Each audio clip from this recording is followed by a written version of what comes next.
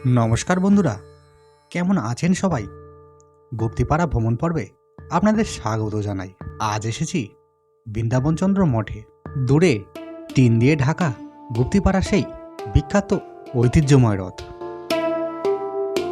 ডান দিকে একপাশে রয়েছে মোহনলালের স্মৃতিসৌধ। বন্ধুরা, বিখ্যাত কবি ভোলা ময়রা এবং সিরাজউদ্দৌলার অন্যতম সেনাপতির জন্ম এই স্থানে। আর কিছু কথা না বললেই নয়, ব্রিটিশদের সঙ্গে সিরাজউদ্দৌলা যুদ্ধে পরাজিত হন এবং তাকে হত্যা করা হয়। তখন এই মোহনলাল আত্মগোপনের জন্য চলে আসে গুপ্তিপাড়ায়। যদিও এর পরের ইতিহাস আর জানা যায়নি, আর তেমনভাবে কোনো প্রমাণও পাওয়া যায়নি যে তিনি কোথায় গা ঢাকা দিয়েছিলেন। কিন্তু 1992 খ্রিস্টাব্দে মোহনলালের স্মৃতি রক্ষার্থে গুপ্তিপাড়া মঠের পাশেই তার জন্য একটি স্মৃতিফলক স্থাপন করা হয়েছে।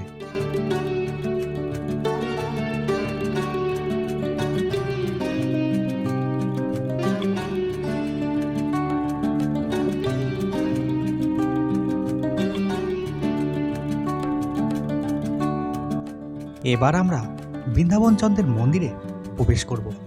মন্দিরে প্রবেশ করার আগে গেটের সামনে দাঁড়িয়েছিলাম। বেশ প্রাচীন গেট, তার উপরে তোরণ, দেখে বোঝাই যাচ্ছে এটি বেশ পুরানো। তারকেশ্বর মহন্তের অধীন দশনামী শৈব সম্প্রদায়ের মঠবাড়ি এলাকায় গুপ্তিপাড়ার প্রসিদ্ধ মন্দিরগুলি অবস্থিত।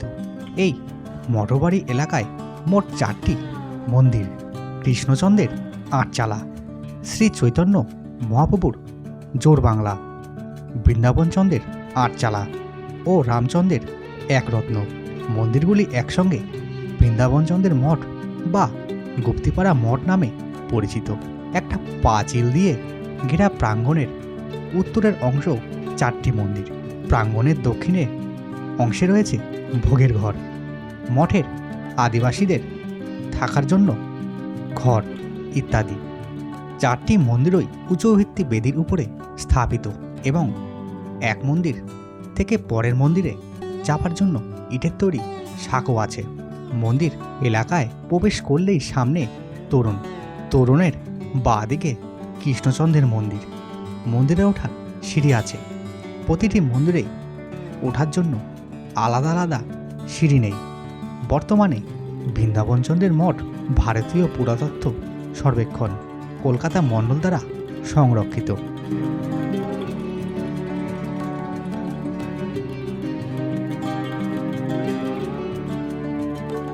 এবার আমরা আসলাম প্রথমে শ্রী চৈতন্যের মন্দির। গুপ্তিপাড়ার বৃন্দাবনচন্দ্র মঠ চত্বরে অবস্থিত মন্দিরগুলির মধ্যে শ্রী চৈতন্য মহাপ্রভুর মন্দিরটি সর্বাপেক্ষায় প্রাচীন। 1700 শতকের গোড়ার দিকে বিশেশ্বর রায় এই মন্দিরটি প্রতিষ্ঠাতা করেন। জোড়া বাংলার রীতিতে নির্মিত উঁচু ভিত্তি বেদির উপরে স্থাপিত এই মন্দিরটি এককালে পূর্বমুখী ছিল। প্রবেশপথ ইমারতটি থাম দেখে এক কথায় স্পষ্ট বোঝা যায়। বর্তমানে মন্দিরটি পশ্চিম অভিমুখী হিসাবেই ব্যবহৃত হয়। প্রতিষ্ঠাতা ফলক না থাকায় মন্দিরটি কবে তৈরি তা জানা যায় না।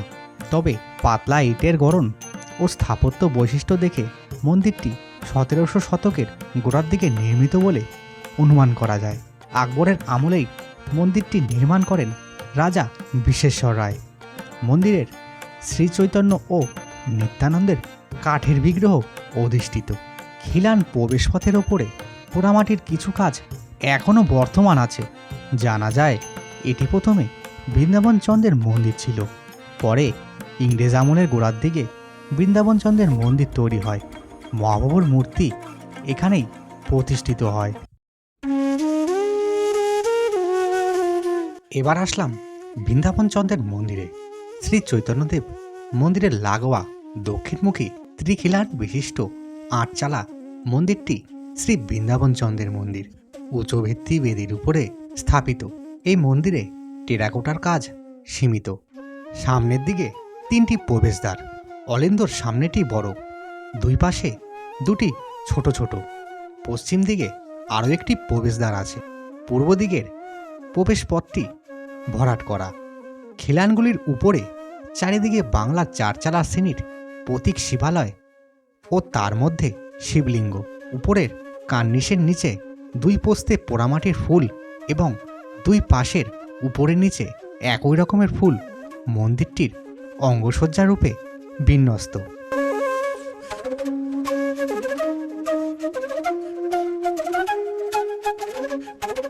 এই মন্দিরের উল্লেখযোগ্য বৈশিষ্ট্য হল এর ঢাকা বারান্দা ও গর্ভগৃহের দেয়ালে রয়েছে সুন্দর সুন্দর ফটো পেন্টিং। বিষয়বস্তু পৌরাণিক কাহিনী, ফুল ইত্যাদি। গর্ভগৃহে শ্রী শ্রী বৃন্দাবনচন্দ্র, রাধিকা, গরুড় এবং পিছনের উঁচু বেদিতে জগন্নাথ, বলরাম ও সুভদ্রার বিগ্রহ নিত্য পূজিতা। সত্যদেব সরস্বতী শান্তিপুরের এক গৃহস্থের বাড়ি থেকে এই বৃন্দাবন চন্দ্রকে এনে এখানে প্রতিষ্ঠাতা করেন। তারই শিষ্য রাজা বিশ্বেশ্বর রায় বৃন্দাবন চন্দ্রের সেবার জন্য গুপ্তিপাড়ায় দক্ষিণে সোমরা গ্রাম দেবত্ব সম্পত্তি হিসাবে দান করেন। রথযাত্রার সময় জগন্নাথ, বলরাম ও সুভদ্রা বিগ্রহ এক অচ্যুত রথে বসিয়ে টানা হয়। জগন্নাথ দেবের রথযাত্রা গুপ্তিপাড়ায় অন্যতম আকর্ষণ। মহেশের রথ ছাড়াও এত বড় রথ পশ্চিমবঙ্গে আর কোথাও নেই। তবে মহেশের রথের পরেই গুপ্তিপাড়ার রথ প্রসিদ্ধ। এই রথযাত্রা উপলক্ষে এখানে বড় মেলা বসে। উল্টো রথের আগের দিন মাসির বাড়িতে চলে ভাণ্ডার লুট। এই নিয়ে জগন্নাথের মাসির বাড়ির একটি ভিডিওতে বিস্তারিত আলোচনা করেছি। লিঙ্ক দেওয়া থাকবে আই বাটন অথবা ডেসক্রিপশনের বক্সে, দেখে নেবেন। গুপ্তিপাড়ার বিখ্যাত রথ। রথটি বৃন্দাবনচন্দ্রের মন্দিরের বিগ্রহকে কেন্দ্র করেই অনুষ্ঠিত হয়। বন্ধুরা, এবার আমরা আসলাম শ্রীকৃষ্ণচন্দ্রের মন্দিরে। উঁচু ভিত্তি বেদির উপরে স্থাপিত ত্রিখিলান বিশিষ্ট অলিন্দযুক্ত পূর্বমুখী বাংলা আটচালা শ্রেণীর বৃহৎ মন্দির। সামনের দিকে তিনটি প্রবেশদ্বার। মন্দিরটিতে টেরাকোটার কাজ অল্প। সামনের দিকে দেয়ালে খিলানগুলির উপরে বাঁকানো কার্নিশের নিচে দেয়ালের দুধারে টেরাকোটার বেশিরভাগই ফুল। অলিন্দের মধ্যে টেরাকোটা কলিচুনের প্রলেপ অনেকটাই ম্লান। গর্ভগৃহে শ্রীকৃষ্ণচন্দ্র ও রাধিকার অধিষ্ঠিত। নবাব আলীবর্দী খাঁর আমলে 1745 খ্রিস্টাব্দে মন্দিরটি নির্মাণ করেন দণ্ডী মধুসূদন। শান্তিপুরের গোস্বামী বাড়ির রঘুনন্দন সেবায়েত দণ্ডির নিকট বেদান্ত অধ্যয়ন করতেন। সেবায়েত দণ্ডির কাছে সদ্য সমাপ্ত দুটি কৃষ্ণমূর্তি ছিল। রঘুনন্দন ফিরে যাওয়ার সময় দুই বিগ্রহের মধ্যে একটি প্রার্থনা করেন। দণ্ডী চোখ বাঁধা অবস্থায় একটি নিতে বললেন। রঘুনন্দন সেই অবস্থায় যেটি নেন সেটির মাধ্যমে গোস্বামী বাড়ির গোকুলজাদ এবং অপরটি গুপ্তিপাড়ার মঠের কৃষ্ণচন্দ্র বিগ্রহ। দুটি বিগ্রহের মধ্যে খুবই সাদৃশ্য আছে।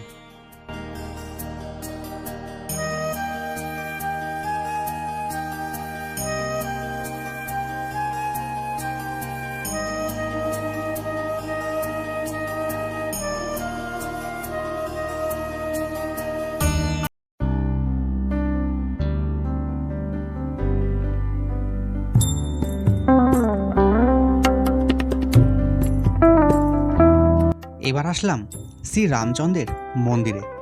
গুপ্তিপাড়ায় উল্লেখযোগ্য দ্রষ্টব্য শ্রীরামচন্দ্রের মন্দির। বাঁশবেড়িয়ায় অনন্ত বাসুদেবের মন্দিরের মতোই গড়ন। এরূপ কারুকার্য খচিত মন্দির পশ্চিমবঙ্গে খুবই কম আছে। বন্ধুরা, বাইরে খুব বৃষ্টি পড়ছে এবং বৃষ্টির মধ্যে চলে এলাম গুপ্তিপাড়া ঘুরতে। আর এসেই চারিদিকে তো পরিবেশ দেখতে পাচ্ছ, টেরাকোটার কাজ বিশিষ্ট, সূক্ষ্ম কাজ বিশিষ্ট একেবারে। কত সুন্দর সুন্দর মন্দির, তিনটে মন্দির সুন্দর। এটা হচ্ছে তোমার রামচন্দ্র মন্দির। এরকম মন্দিরগুলো তুমি খুব সম্ভবত বাঁকুড়া এলাকায় তুমি দেখতে পাবা। আর হুগলি বাঁশবেড়িয়ায় আছে মহেশ্বরী কালী মন্দিরের পাশে অনন্ত বাসুদেবের মন্দির, সেই অনেকটা এরকম। আর আছে গুপ্তিপাড়ায়। আর বাঁকুড়ায় গেলে এরকম মন্দির দেখতে পাবা।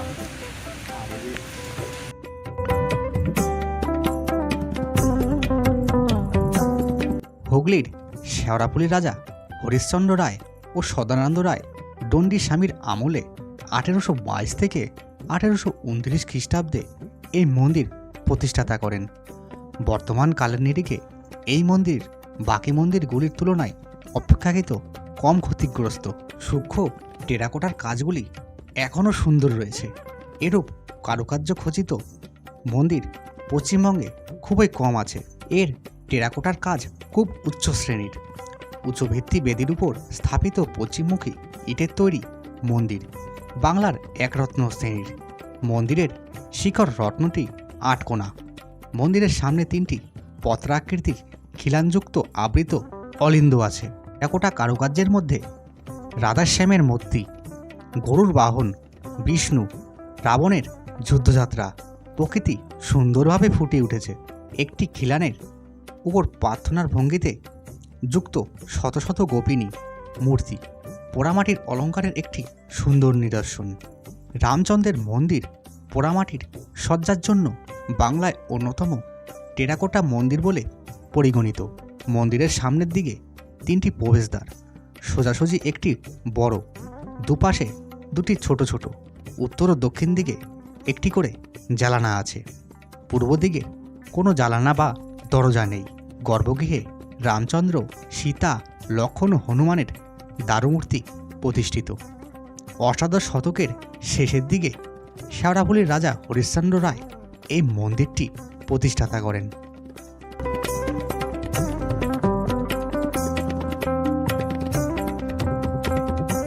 গুপ্তিপাড়ার মঠ কালের নিয়মে আজ জীর্ণপ্রায়।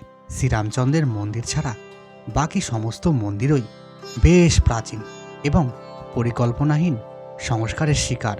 বিভিন্ন সময়ে রাজা, জমিদার ও মুসলমান নবাবরা বিপুল পরিমাণে দেবত্ব সম্পত্তি শ্রী বৃন্দাবনচন্দ্রের নামে দানও করে গেছেন।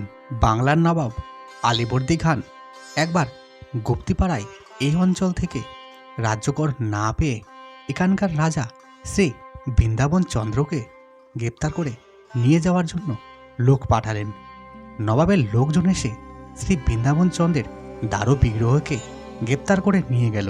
কিন্তু নবাব যখন শ্রী বৃন্দাবনচন্দ্রের মূর্তি দেখলেন তখন তার ভুল ভাঙল এবং তিনি সেই বিগ্রহ তো স্পর্শ করলেন না, উপরন্তু তিনি তার নামে 35,000 বিঘা জমি দান করলেন।